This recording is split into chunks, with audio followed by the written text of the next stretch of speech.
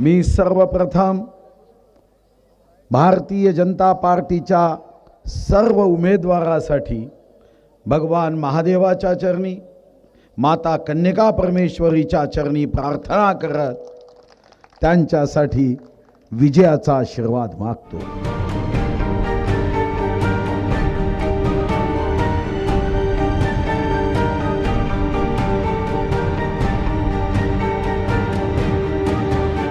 जो हे भाषण ऐकत असेल व कदाचित इथं उपस्थितही नसेल, त्या सर्वांना मी आवाहन करतो, नम्र विनंती करतो, अपील करतो की येणाऱ्या 21 तारखेला भारतीय जनता पार्टीच्या उमेदवाराची कमळ चिन्हाची बटन दाबून आपण प्रचंड बहुमताने त्यांना निवडून द्यावं व सुडाचं विनाशाचं राजकारण करणाऱ्यांना पाणी पाजत चारोखाने चित करावं, ही विनंती घेऊन मी तुमच्या समोर उभा आहे।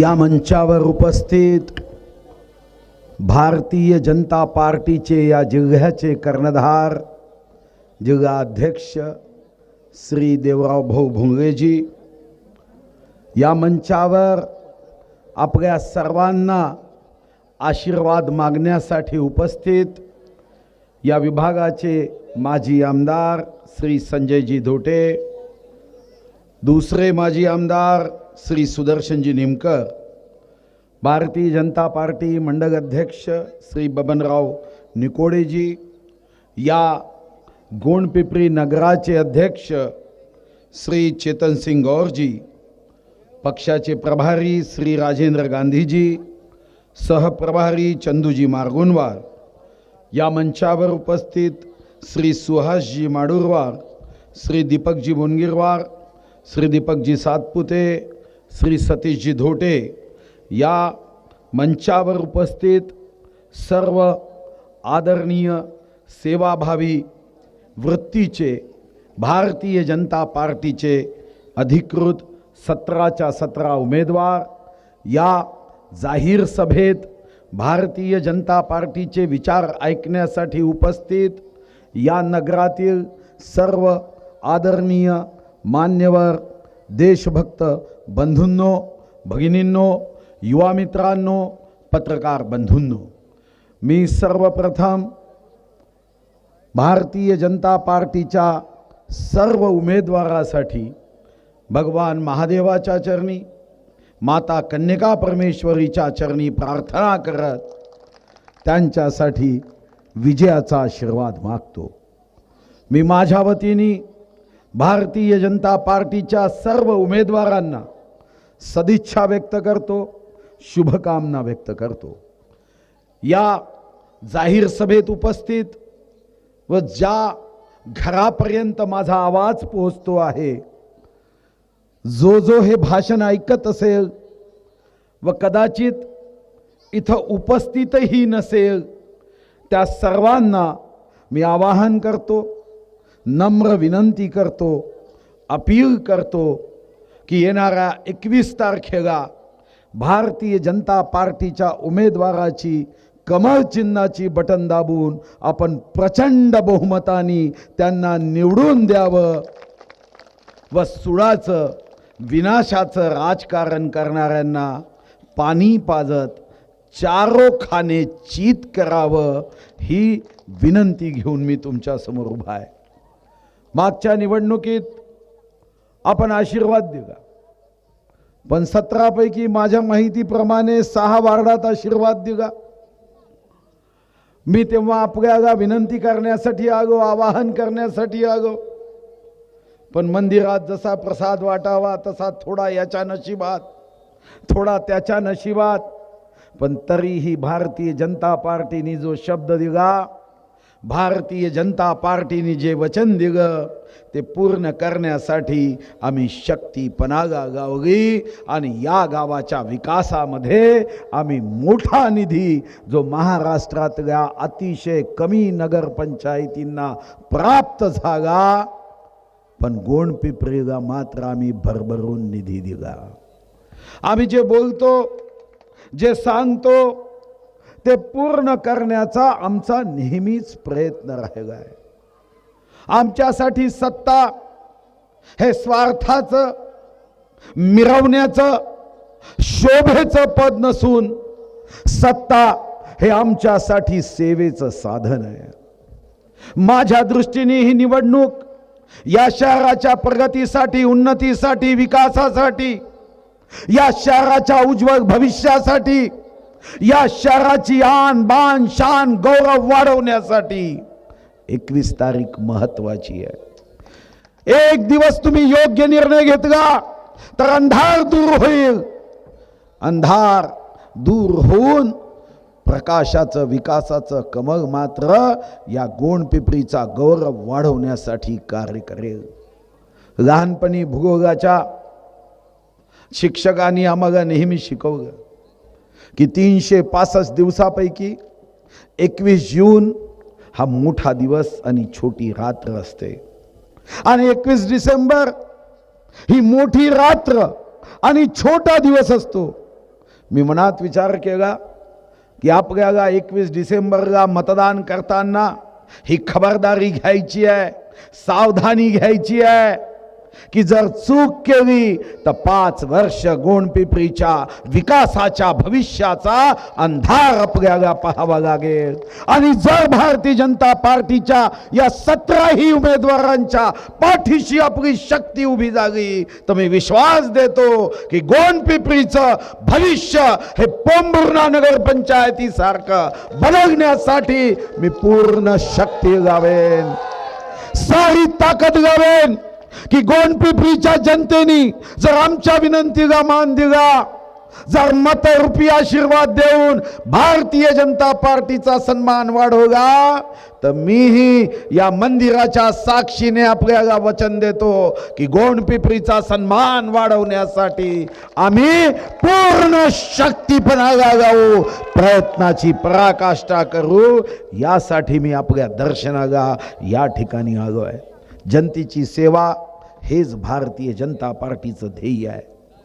लोकसभेची निवडणूक महत्वाची असते खरं आहे, विधानसभेची निवडणूक महत्वाची असते खरं आहे, पण नगरपंचायतीची ही निवडणूक ही कमी महत्वाची नसते. गावामध्ये असणारे रस्ते, विजेचे प्रश्न, स्वच्छतेचा प्रश्न, गावामध्ये असणाऱ्या पिण्याच्या पाण्याचा प्रश्न, आमच्या जीवनाशी निगडीत असणारा प्रत्येक विषय हा नगरपंचायतीशी जोडलेला असतो. या महाराष्ट्राच्या 2,30,58,525 मतदारांनी भारतीय जनता पार्टी व स्वर्गीय बाळासाहेब ठाकरेंची ती शिवसेना, या भाजप शिवसेना युतीला या महाराष्ट्राच्या विधानसभेत 161 जागा निवडून दिल्या. या 161 जागा निवडून देताना चांद्यापासून बांद्यापर्यंत आणि गडचिरोलीपासून गडहिंग्लजपर्यंत जनतेच्या मनात एक स्वप्न होतं की महाराष्ट्राची प्रगती व्हावी. ज्या सरकारनी, ज्या पक्षांनी अनेक वर्ष सत्ता उपभोगली, ज्या पक्षाला 47 वर्ष 2 महिने 1 दिवस जनतेने विश्वास व्यक्त करत सत्ता दिली, त्या सत्ताधाऱ्यांनी महाराष्ट्राची वाट लावली आणि यासाठी जनतेने विश्वासाने भारतीय जनता पार्टीला व शिवसेनेला 161 विधानसभेच्या जागा निवडून दिल्या. पण काही चकव्यांनी विचाराचं अपहरण केलं. सत्ता भाजप शिवसेनेची आली, मेरिटमध्ये आम्ही 5 झालो, पण मार्कशीटची चोरी करून स्वतःचं नाव फोटोशॉप करण्याचं काम काही पक्षांनी केलं. पण बेईमानीचं आयुष्य जास्त दिवस राहणार नाही. आणि म्हणून कदाचित मनात अशी शंका ठेवू नका की महाराष्ट्रात भाजप शिवसेनेची सत्ता नाही. आणि सुधीर मुनगंटीवार आम्हाला वचन देतोय. फक्त वचन देत नाहीये, कन्यका परमेश्वरीच्या साक्षीनी सांगतोय की नगर पंचायत निवडून द्या, मी विकास करेन. चिंता करू नका, सरकार काही दिवसाचंच आहे. सरकार तर हमारा आएगा, इसको कोई दुनिया की ताकत रोक नहीं सकती.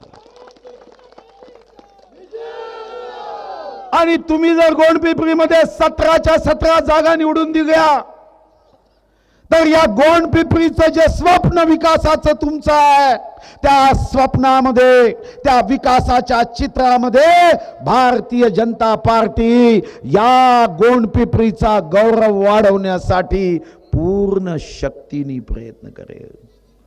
अरे 6 नगरसेवक दिले तर आम्ही 25 कोटी रुपये दिला. जर 17 नगरसेवक दिले तर कागद पेन घ्या, शिशपेन घ्या, हिशोब काढा की गोंडपिंपरीचं चित्र कसं असेल. आता 2 वर्ष काँग्रेसचं सत्ता आहे. मागच्या 24 ऑक्टोबर 2019 ला निकाल लागले. मी जर आजचा दिवस धरला आणि 28 नोव्हेंबर 2019 ला मुख्यमंत्र्यांनी शपथ घेतली. 2 वर्षाच्या पेक्षा जास्त दिवस झाले. गोंडपिंपरीच्या एकाही व्यक्तीने सांगावं की महाराष्ट्रातून सरकारचा 1 रुपया निधी तरी गोंडपिंपरीपर्यंत पोहोचला का? अरे जे मग घरच्या महिलेला समजतं की भाताची परीक्षा शीतावरून होते, तर यांचं खरं रूप 2 वर्ष सत्तेत आहे. तुम्ही तर आमच्या संजय भाऊ धोटे गए पाडून टाकलं. संजू भाऊ, मी विचार केला की संजू भाऊचा पराभव केला. आता तर या राजुरा विधानसभेमध्ये एकही गरीब शिल्लक राहणार नाही, एकही घरकुलाचा प्रश्न राहणार नाही. विजेचं मीटर कोणी कापायला जाणार नाही. ट्रान्सफॉर्मर बिघडला तर 24 तासामध्ये दुरुस्त होईल. निराधाराचं अनुदान बरोबर 2 महिन्यात त्याच्या खात्यात येईल. केशरी रेशन कार्डवर धान्य प्राप्त होईल. विधवा परित्यक्त्या घटस्फोटिता एखादं संकट आलं तर ताबडतोब केंद्राकडून येणारा 20,000 रुपयाचा निधी प्राप्त होईल. मी मनात विचार केला की संजय भाऊ धोटेचा पराभव केला, भारतीय जनता पार्टीचा पराभव केला. आता आनंदी आनंद आहे. आता शेतकरी सुद्धा शेतात उभा राहो. मेरे देश की धरती सोना उगगे उगगे हिरे मोती आनंदी आनंद गडे, असं गाणं म्हणत असेल. पण मी भाषणाला येताना एकाने चिठ्ठी दिली, म्हणाला भाऊ हे सरकार हे आमच्यासाठी अपयश घेऊन आलं. हे सरकार गोरगरिबांवर अन्याय करणारं सरकार आहे. हे सरकार निराधाराचे पैसे थांबवणारं सरकार आहे. हे सरकार गरिबाच्या विजेचा दर वाढवणारं सरकार आहे. हे सरकार शेतकऱ्यांचे कनेक्शन कापणारं सरकार आहे. हे सरकार महात्मा ज्योतिराव फुलेच्या कर्जमुक्ती योजनेचे पैसे थकवणारं सरकार आहे. हे सरकार शेतकऱ्यांना नियमित कर्ज भरणाऱ्यांना आम्ही 50,000 रुपये अनुदान देऊ अशा घोषणा करणाऱ्याचं सरकार आहे. लबाडाचं आमंत्रण जेवल्याशिवाय खरं नाही, हे लबाड सरकार आहे. आणि सरकार इथं थांबलं नाही. इथं माझ्या आई बहिणी मोठ्या संख्येने आहे. 50% आमच्या नगरसेविका भगिनी आहे.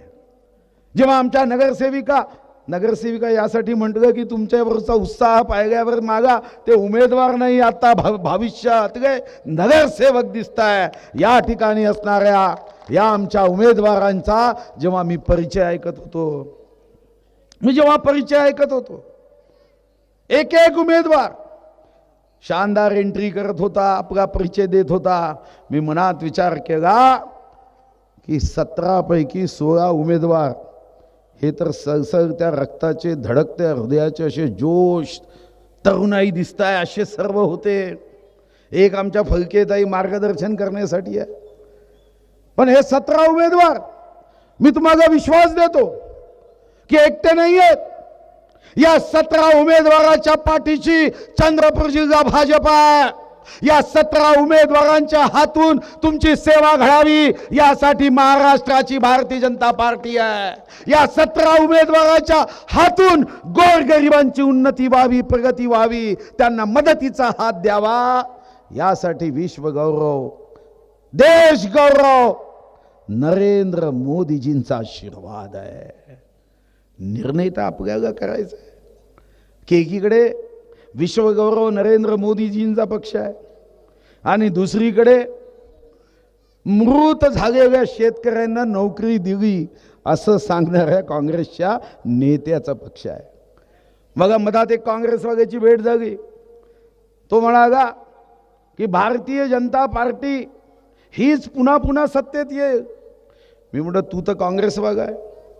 तो म्हणाला काँग्रेसवाला यासाठी आहे की पिढ्यानपिढ्या मी काँग्रेसचा आहे आणि म्हणून मी काँग्रेसचा आहे.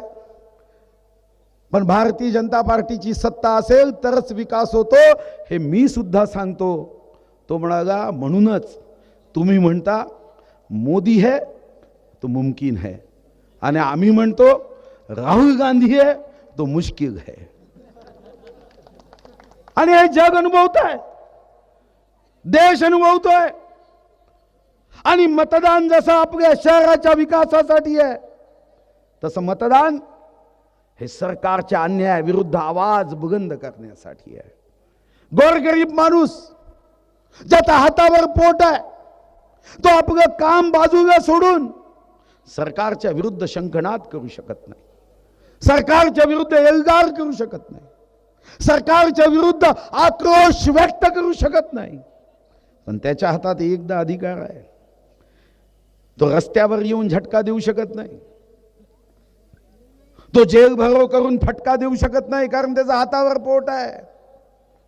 तो 4 दिवस जेल भरो मध्ये आत राहिला तर कुटुंब उपाशी राहतं.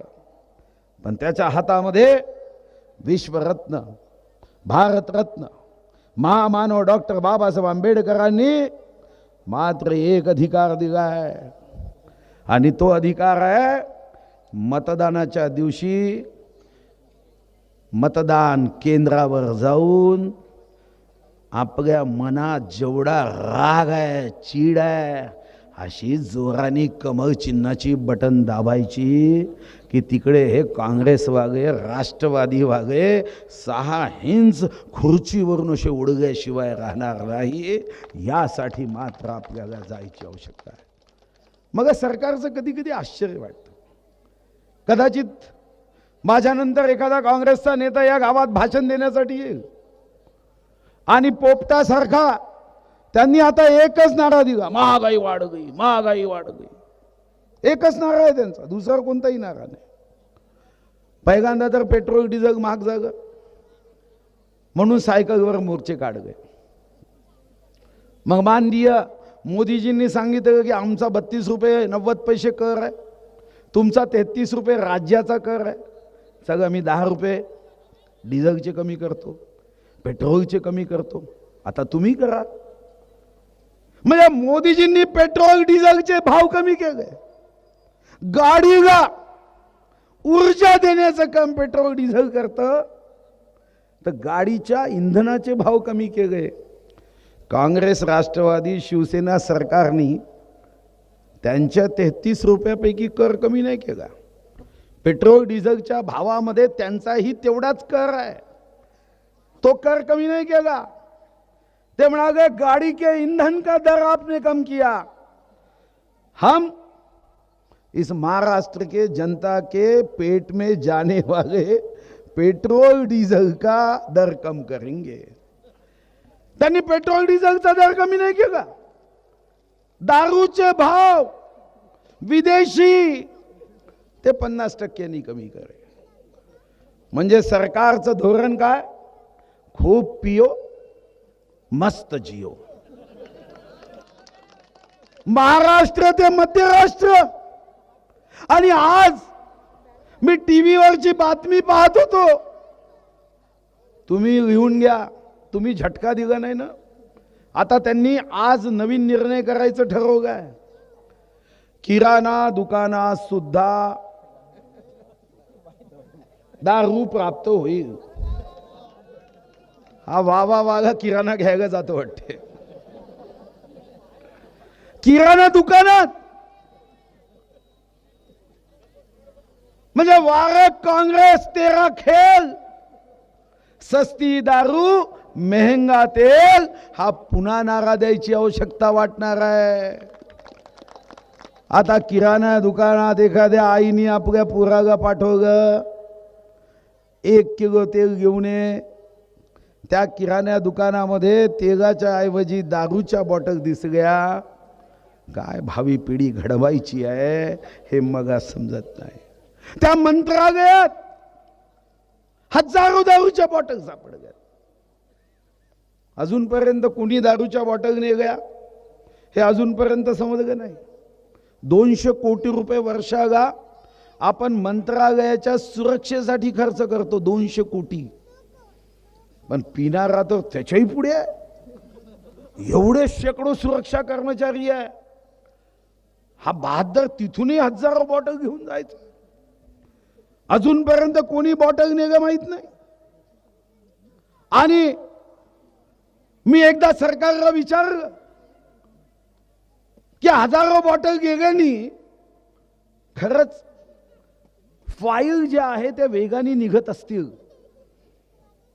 की पिगा की घेस सही. तर मग डायरेक्ट एक टाकी गावा. टाकीमध्ये दारू भरा. एक आग असा सागा सगळ्यांची सुई गावा म्हणजे मंत्रालयाच्या सर्व फाईल पॉझिटिव्ह निघेल. काय चालू आहे महाराष्ट्रात. महाराष्ट्र ते मध्यराष्ट्र, महाराष्ट्र ते भ्रष्ट राष्ट्र, महाराष्ट्र ते माफिया राष्ट्र, महाराष्ट्र ते बैमान राष्ट्र, गोरगरिबांवर अन्याय करणारं सरकार. आणि तरीही तुम्ही म्हणाल जातीच्या आधारावर आम्ही काँग्रेस राष्ट्रवादी शिवसेनेला मतदान करू. आम्ही कुठेतरी त्या जातीचे आहोत म्हणून मतदान करू. मग विषय साधा आहे. मग एका मतदारसंघात भारतीय जनता पार्टीच्या उमेदवाराचा पराभव केला. ज्यांनी पराभव केला ते आता मग भेटायला आले. म्हणाले आम्ही आता पश्चाताप करतोय. म्हणजे आता फायदा काय. नंतर पश्चाताप करून फायदा काय. चिड़िया चुग गई खेत फिर पछताने से क्या फायदा. आणि म्हणून या निवडणुकीमध्ये अपेक्षा आहे की या सरकारच्या विरुद्ध आपल्याला एल्गार करायचा आहे. या सरकारच्या विरुद्ध आपल्याला शंखनाद करायचा आहे. रोजगाराचे प्रश्न आहे. हे सरकार रोजगार म्हणतं की केंद्राकडे पाठवत. साध्या परीक्षा घेऊ शकले नाही. आरोग्य विभागाची परीक्षा, परवा माडाची परीक्षा. हे सरकार सोंगाड्यांचं सरकार आहे. हे नाकर्त सरकार. निवडणुका जाहीर झाल्या, ओबीसीचं आरक्षण टिकवता आलं नाही. आणि येता जाता काय सांगतात म्हणजे केंद्राने इम्पेरिकल डाटा दिला नाही. काही तर थोडी लाज वाटली पाहिजे. शरमप्रूफ सरकार आहे. वॉटरप्रूफ घर पाहिजे आपण. हे शरमप्रूफ सरकार आहे. ओबीसी बांधवांवर अन्याय अत्याचाराची परिसीमा झाली आहे. सुप्रीम कोर्टामध्ये 8 तारखा आहे सरकार जात नाही. मी लेखी उत्तर घेतलं. जे वकील केसेस लढतात त्यांना 1 रुपया द्यायला यांच्याकडे नाही. ठेकेदारांना द्यायला पैसे, वकिलांना द्यायला पैसे नाही. अशा सरकारच्या विरुद्ध ओबीसी बांधवांनाही माझं आवाहन आहे की या निवडणुकीमध्ये या सरकारला झटका देण्यासाठी पूर्ण शक्ती लावण्याची आवश्यकता आहे. या नगरपंचायतीमध्ये जर आपण भारतीय जनता पार्टीच्या 17च्या 17 उमेदवारांना निवडून दिलं आणि योगायोग काय 17व्या उमेदवाराचं नाव विजय. मग विश्वास जागा की समारोप विजयानेच होईल. प्रभाग 17च्या उमेदवाराचं नाव विजय. आणि मग विश्वास आहे की हा समारोप जनतेच्या आशीर्वादाने विजयापर्यंत पोहोचण्याची शक्ती हे जनतेच्या आशीर्वादातून प्राप्त होईल. मी अर्थमंत्री असताना या शहराच्या विकासासाठी भारतीय जनता पार्टीचे नेते जेव्हा जेव्हा मदत मागायचे मी निश्चित करायचो. पण आता तुम्ही 17 उमेदवार निवडून दिले तर मी विश्वास देतो की गोंडपिंपरी शहरासाठी जरी या भागाचा मी विधानसभा सदस्य नसलो तर विधानसभा सदस्य ज्या जबाबदारीने या गावाच्या सेवेसाठी तत्पर असेल त्याच्या 10 पट सेवा या गोंडपिंपरी गावाची केल्याशिवाय राहणार नाही. मग आरोग्य शिबिरांच्या माध्यमातून ज्येष्ठ नागरिकांचं कार्य असेल, निराधार योजनेच्या माध्यमातून मार्गदर्शन करण्याचं कार्य असेल, तरुणांना स्किल डेव्हलपमेंटच्या दृष्टीने कार्य असेल, या ठिकाणच्या स्वच्छतेचं कार्य असेल. आपल्याला माहिती आहे की पोंभुर्णा, मूळ, बल्लारशा हे महाराष्ट्रातले 3 शहर अशी आहे की ज्यांना नेहमीच भारत सरकारच्या स्वच्छतेचं पुरस्कार मिळतं. विद्यार्थ्यांच्या दृष्टीने आम्ही आज जाहीरनामा हा घाईघाईत जरी आज प्रकाशित करत असलो तरी मी विश्वास देतो की विद्यार्थ्यांच्या दृष्टीने या ठिकाणी आम्ही लायब्ररी सुरू केली होती. लायब्ररीचे पैसे दिले, आता नगरपंचायतचं कार्यालय तिथं आहे. पण भारतीय जनता पार्टीची सरकार आल्यावर या ठिकाणच्या विद्यार्थ्यांसाठी स्वतंत्र वाचनालयाची सोय असेल, ज्या माध्यमातून गरीबातला गरीब विद्यार्थी सुद्धा उत्तमातल्या उत्तम परीक्षा पास करू शकेल. बचत गटाचे विषय, आज महिलांचे बचत गट या गोंडपिंपरीमध्ये आहेत. पण या बचत गटाच्या माध्यमातून काही छोटे उद्योग व्हावे, रोजगार व्हावे. जर तुम्ही नगरपंचायत निवडून दिली तर मी विश्वास देतो की लघु उद्योग, कुटीर उद्योग, ग्रामोद्योग, हस्तकला उद्योग या खात्याचे मंत्री श्री नारायण राणे जी आहेत. तुम्ही नगरपंचायत निवडून द्या, मी केंद्र सरकारच्या माध्यमातून नगरपंचायतीच्या सोबत बचत गट व तरुणांच्या माध्यमातून या गावासाठी सूक्ष्म उद्योग, लघु उद्योग यासाठी एक स्वतंत्र यंत्रणा आम्ही नगरपंचायतीच्या माध्यमातून उभी करू. पिण्याच्या पाण्यासाठी मग आज योजना पूर्ण झाली की नाही याची माहिती नाही, पण पिण्याच्या पाण्याची योजना जशी मी मूळमध्ये 24x7 केली, जशी मी ग्रामीण भागामध्ये पाण्याची योजना केली, या गावामध्ये पिण्याच्या पाण्याच्या योजनेचे पैसे दिले होते. आता या 2 वर्षात काय झालं याची जाणीव मग नाही.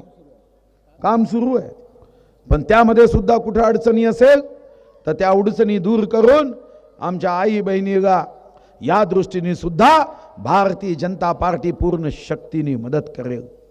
या गावामध्ये घरकुलांचे प्रश्न आहे. मी येताना बघितलं, मी रॅलीतून येताना बघितलं, अनेक गरीब लोक त्या रॅलीला आशीर्वाद देत उभे होते.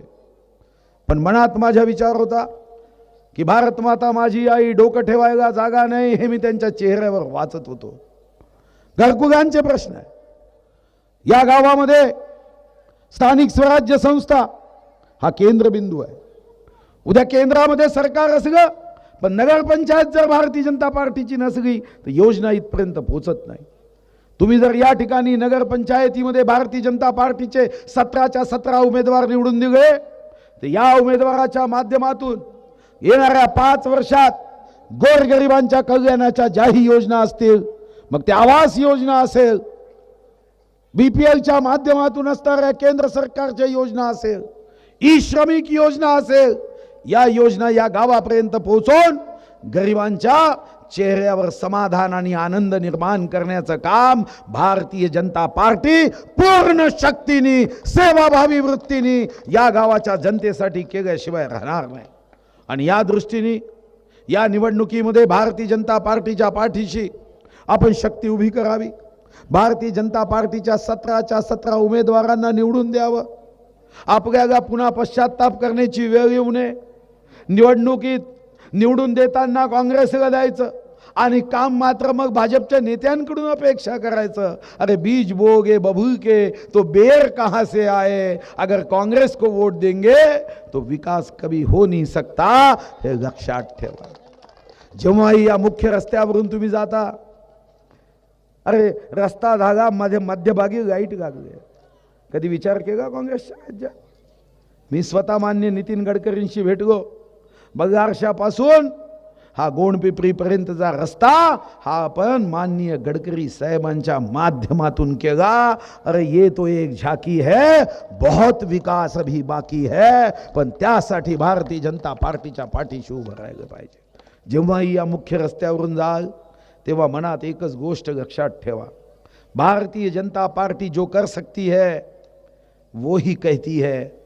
काँग्रेस, राष्ट्रवादी, शिवसेनेसारख्या गप्पा गोष्टी आम्ही कधीही करणार नाही, हाही विश्वास देतो की तुम्ही जर भारतीय जनता पार्टीच्या 17च्या 17 उमेदवारांना निवडून द्याल तर आम्हालाही एक शक्ती मिळते। जेव्हा मी विधानसभेच्या त्या 7070 फुटाच्या सभागृहात बसेल, जेव्हा मी 1,45,000 फुटाच्या मंत्रालयात जाईल, तेव्हा ही गोंडपिपरीची ऊर्जा घेऊन जाईल। अरे तुम्हाला तर चारोखाने चित केलं, बऱ्या बोगानी काम करता की तुमच्या छाताड्यावर बसून काम करू, ही शक्ती आमच्याकडे आल्याशिवाय राहणार नाही। पण गोंडपिपरी वाल्यांनी आम्हाला झटका दिला तर आम्ही जेव्हा त्या विधानसभेत जाऊ, शेतकऱ्यांचे प्रश्न मांडताना मात्र आमचा आवाज दबून असेल, कष्टकऱ्यांच्या समस्या सरकारच्या कानावर पोहोचवताना आमच्या आवाजामध्ये ऊर्जा नसेल, ती दहाड, ती शक्ती, ती ऊर्जा ही तेव्हाच असेल जेव्हा तुम्ही भारतीय जनता पार्टीच्या कमळ चिन्हाची बटन दाबाल, तेव्हा आम्हीही जाऊन सांगू, अरे गोंडपिपरी वालों झटका दिया है, आता तुम्ही बऱ्या बोगानी सेवा चंद्रपूर जिल्ह्याची करता कि तख्त बदल दो, ताज बदल दो, बेईमानों का राज बदल दो, हा निर्धार आम्हाला करावा लागेल। आणि त्या दृष्टीने आपल्याला मी आवाहन करतो, विनंती करतो, अपील करतो, आग्रह करतो, नवे हट्ट करतो, तुम्ही कोणत्या जातीचे आहात हे माझ्यासाठी महत्त्वाचं नाही। जात ही घराच्या उंबरट्याच्या आत। आज आपल्याला गोंडपिपरीच्या गावाचा विकास करण्याचा जर संकल्प करायचा असेल तर भारतीय जनता पार्टीच्या पाठीशी उभे राहा। तुम्ही काँग्रेसचे मतदार असाल, तुम्ही राष्ट्रवादीचे मतदार असाल, तुम्ही शिवसेनेचे मतदार असाल, पण या निवडणुकीमध्ये गोंडपिपरीचं भविष्य हे तुमच्या योग्य निर्णयावर अवलंबून आहे। मी आज इथून हा विश्वास घेऊन जातोय की गोंडपिपरीची जनता समजूतदारीने भारतीय जनता पार्टीच्या मागे पूर्ण शक्ती घेऊन उभी राहील, मताचा आशीर्वाद घेऊन उभी राहील, आणि तुम्ही भारतीय जनता पार्टीला जेव्हा गोंडपिपरीतून निवडून देईल, तुम्ही आयुष्याचा 1 सेकंद भारतीय जनता पार्टीच्या कमळ चिन्हाची बटन दाबण्यासाठी खर्च करा। या मंचावर असणारा प्रत्येक उमेदवार, या मंचावर असणारा प्रत्येक नेता पुढचे 4 वर्ष 11 महिने 29 दिवस 23 तास 59 मिनिट 59 सेकंद तुमच्या विकासासाठी खर्च करेल, हा विश्वास व्यक्त करतो। आणि पुन्हा एकदा आपल्याला आवाहन करतो की 17च्या 17 उमेदवारांना प्रचंड मताने विजयी करा। हा विजय त्या उमेदवाराचा नाही, हा विजय गोरगरीब जनतेचा आहे, हा विजय गोंडपिपरीच्या जनतेचा आहे, हा विजय कष्टकरी जनतेचा आहे, हा विजय सत्याचा आहे, हा विजय प्रगतीचा आहे, हा विजय उन्नतीचा आहे। चला संकल्प करा, प्रगतीच्या विजयासाठी संकल्प करा, गोंडपिपरीच्या जनतेच्या विजयासाठी संकल्प करा, या शहराच्या विकासासाठी, या शहराच्या गौरवासाठी। धन्यवाद। जय हिंद, जय महाराष्ट्र।